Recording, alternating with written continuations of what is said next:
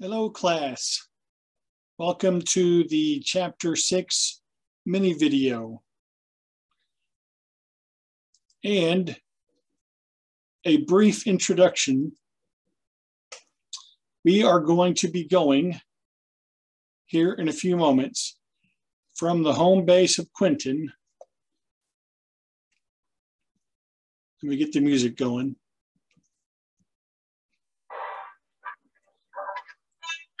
We're going to head south on Highway 2, past Robbers Cave to Wilburton, then west on 270 to Hartshorn, Oklahoma.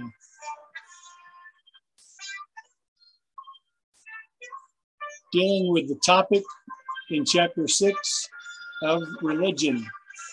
Join me now, will you? Hello class, I am coming to you from the little community east of McAlester called Hartshorn, Oklahoma. And as I shared with you, I'm going to a location, or I should say not just a location, but a place of worship in which there are only 2 types of these churches in the state of Oklahoma. This is also one of the most iconic, if not the most iconic, church structure in the state of Oklahoma. So, are you ready? I'm going to pan around now.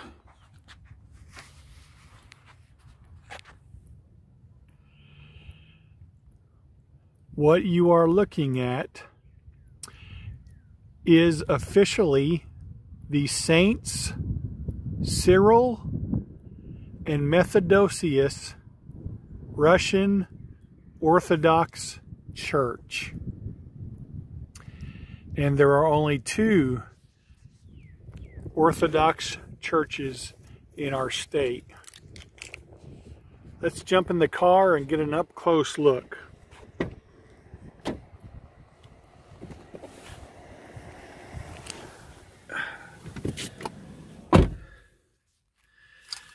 Alrighty.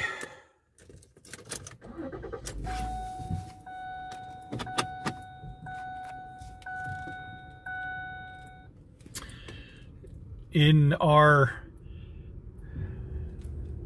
chapter 6 material about religion, you'll recall a section about, I'm going to get me some AC because it's like 80 degrees today, March 3rd. But there is a section about state churches. Here in America, we don't have an official state church. Like, for example, in England, the state church is the Anglican Church. Italy,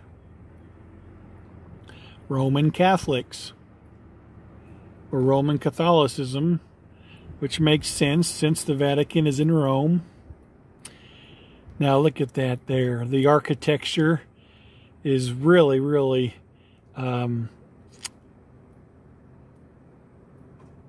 unique. 3 onion-shaped domes, the red brick, the blue and green and yellowish deep stained glass windows. Now, I'll tell you when I get back to the home base in Quentin, but there is a church in Russia, in Moscow, that this church is kind of patterned after. I don't believe it's the iconic church that we always see, but I'll let you know when I get back. But anyway, back to what I was saying about state churches. The Orthodox Church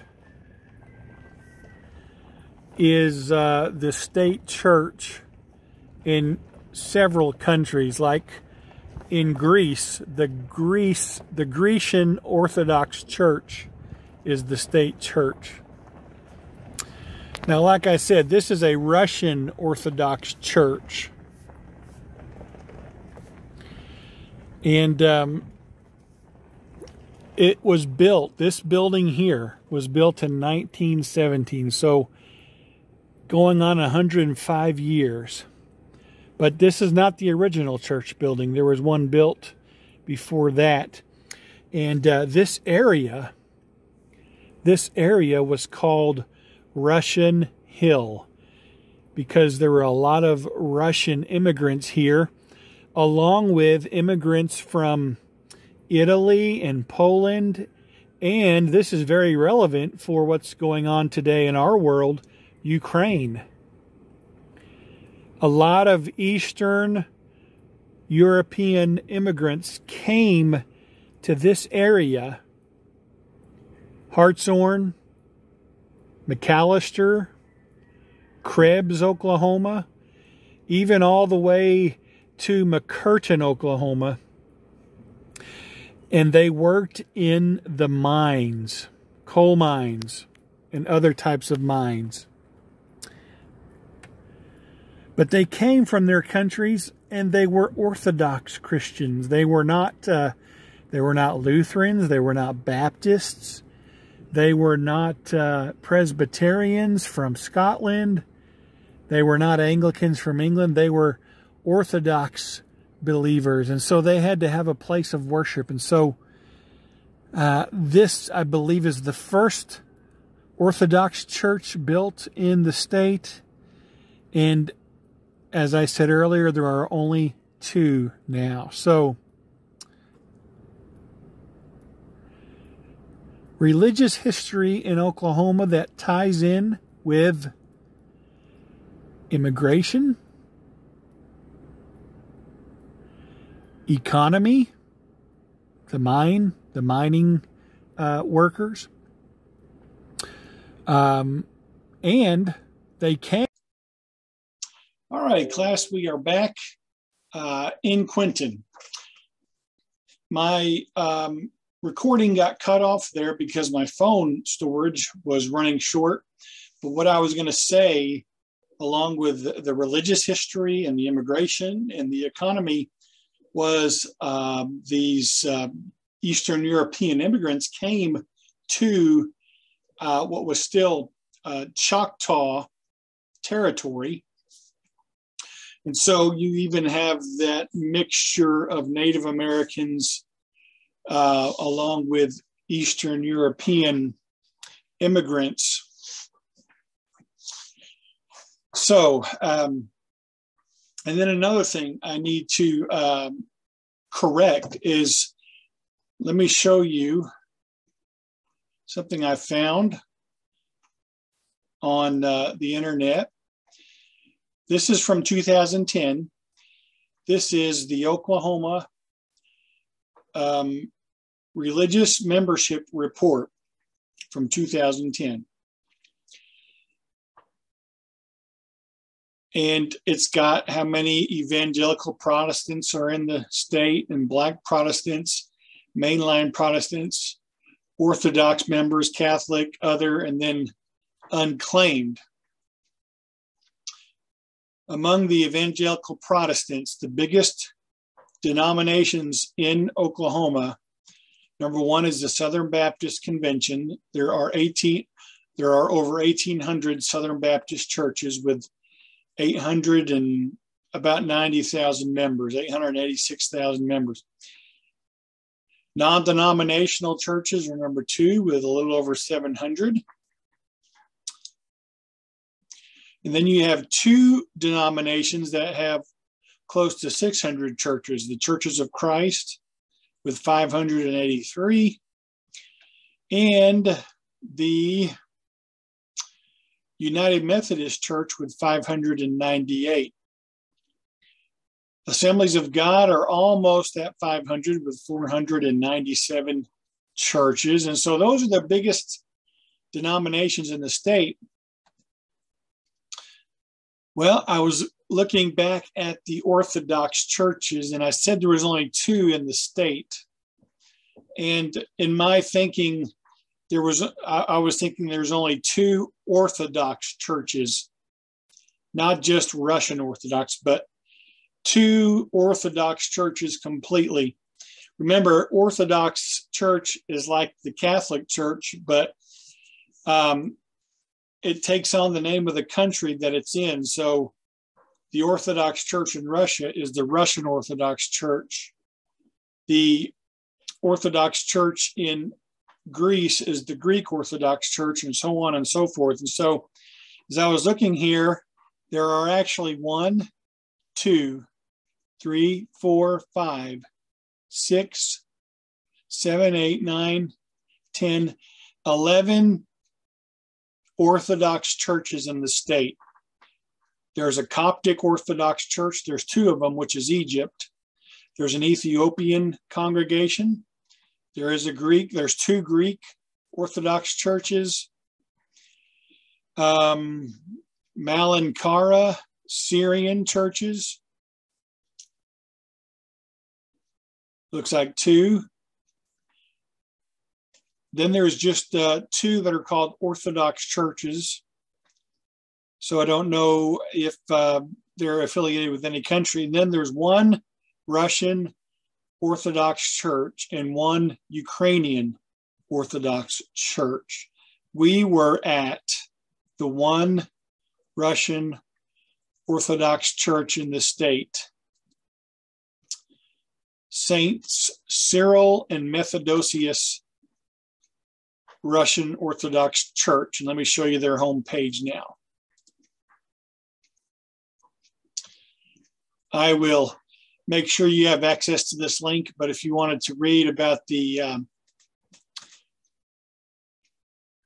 history of the church, go to the tab that says Our Story, and there you have a picture of the first structure.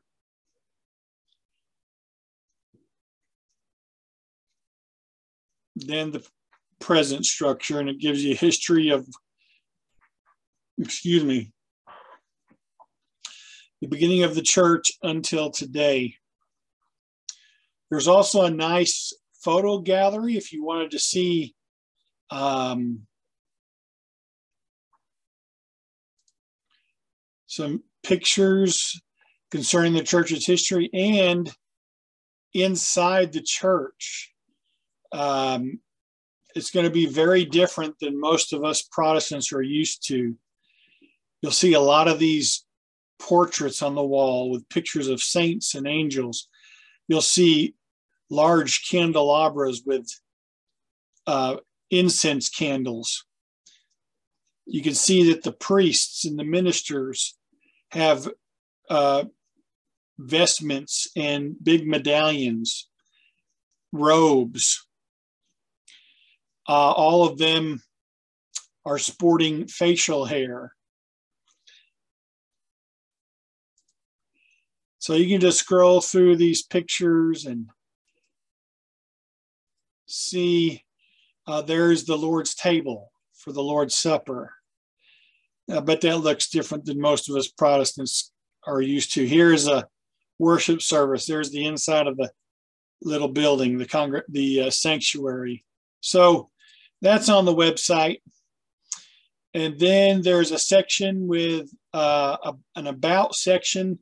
Here are their leaders.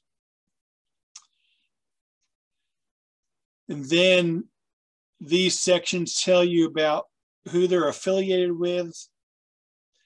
There's a daily scripture reading. There's a section on the feasts and lives of the saints. So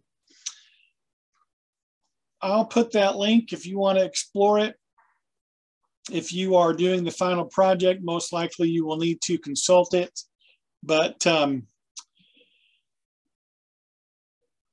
just wanted to come to you or show you a unique religious geography in our state that crosses with, as we said, immigration, economy,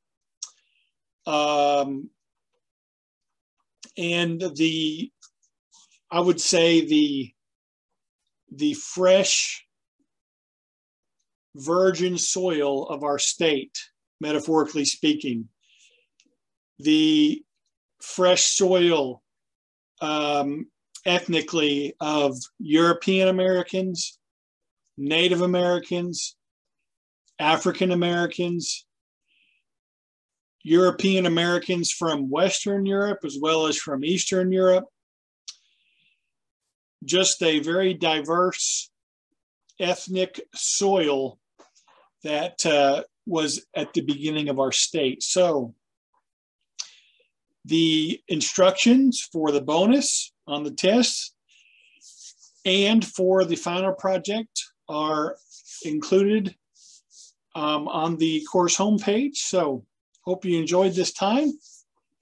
Until our chapter 7 mini video, have a great day, and we'll be talking with you then. Bye-bye.